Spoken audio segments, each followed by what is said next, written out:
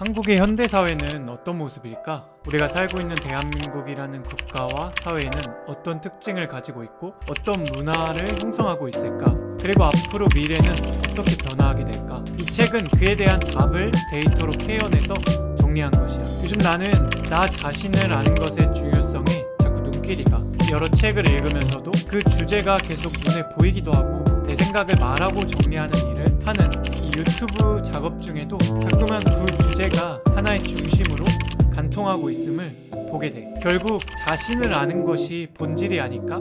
그런 생각을 하는 거지. 자신을 아는 것은 매우 어려운 일이야. 생각해 본 적이 잘 없기 때문이야. 그리고 생각할 시간도 여유도 없어.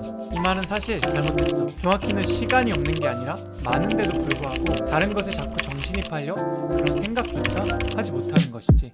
남을 통해서 자신을 알게 되기도 하고 스스로 일기를 쓰면서 알게 되기도 하고 오늘 있었던 일에 대해서 반추를 하면서 알 수도 있어. 다만 그런 목적과 의식을 아예 해보지 않아서 그런 것뿐이야. 나 자신을 아는 방법 중에는 개인적인 방법 말고도 내가 속한 집단의 특성이나 문화를 통해서도 알 수도 있는데 특히 사회의 모습을 데이터로 분석하고 정리한 책에서 많이 배울 수 있어. 그런 책으로는 김난도 교수의 유명한 트렌드 코리아가 있어. 개인적으로는 트렌드 코리아가 읽기 쉽고 다각도의 넓은 시야로 사회를 알아갈 수 있는 책이라면 송기령 저자의 시대예보 시리즈 책은 앞선 책보다 깊이가 있는 것 같아. 어느 쪽이 더 좋고 나쁘고는 없지만 취향에 따라 지식 탐구열의 수준에 따라 달리 읽어보는 것도 도움이 될 것 같아. 마인드 마이너, 개인이나 집단의 심리 상태, 행동 패턴, 감정을 깊이 탐구하는 직업을 뜻해. 마인드 마이너 송기령 저자는 점점 더 빠르게 변화하는 환경 속에서 해케이는 다양한 시뮬레이션을 통해 안정적인 삶을 추구하지만 모두가 같은 목표를 지향하는 사회에서 경쟁의 인플레이션을 겪는다고 말해. 그리고 그러한 현상 속에서 해케인으로 자립한 개인들은 대등한 연대를 통해 서로의 이름을 부르는 호명사회로 전환하는 시대가 도래할 것이라고 주장하고 있어. 이것이 책의 핵심 내용이야.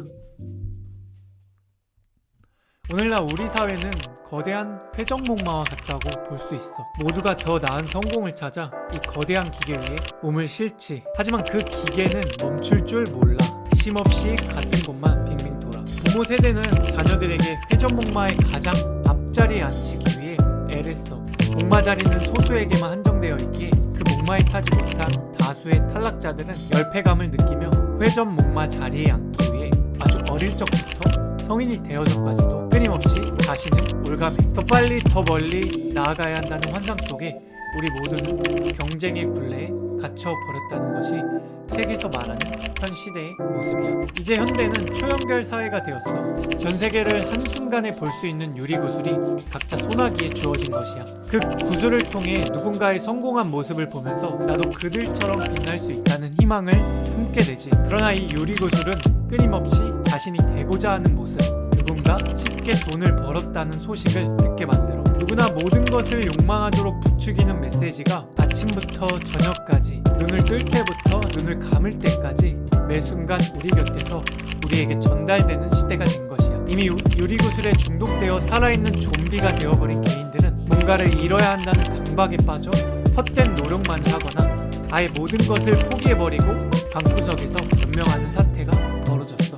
막상 글을 쓰고 보니 너무 암울하기만 한 시대의 모습이 아닌가 그런 생각이 들었어. 상실의 시대, 욕망의 시대, 포기의 시대, 중독의 시대, 부정적인 시대상으로 보여지기만 해. 그러나 저자는 이 시대에서 핵 개인들은 자립을 하게 된다고 말해. 더 이상 회사, 조직, 가문의 이름 뒤에 숨어서 있지 않게 되고 자신의 이름으로 세상에 나와 자기가 좋아하는 것을 하게 될 것이라고 말해. 오히려 인공지능이 개인의 자각을 이끌게 되고 스스로 자신에 대해서 알게 된 핵 개인들은 자신의 취향과 기호에 맞게 공정한 연대를 하게 될 것이며 그러한 연대가 이제는 서로의 이름을 부르게 되는 호명사회가 될 것이라는 주장으로 귀결되는 것이야.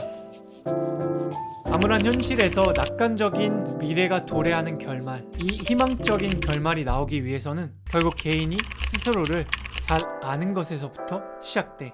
자신만의 길, 자기가 추구하는 가치가 남들이 좋다고 최고라고 생각하는 것을 따라가서는 이런 결말이 나올 수 없다는 것을 깨닫게 돼. 자기 고유의 생각과 행동을 하는 사람이 빛나는 사회가 되기를 바라며 이 책에 리드를 맞춰.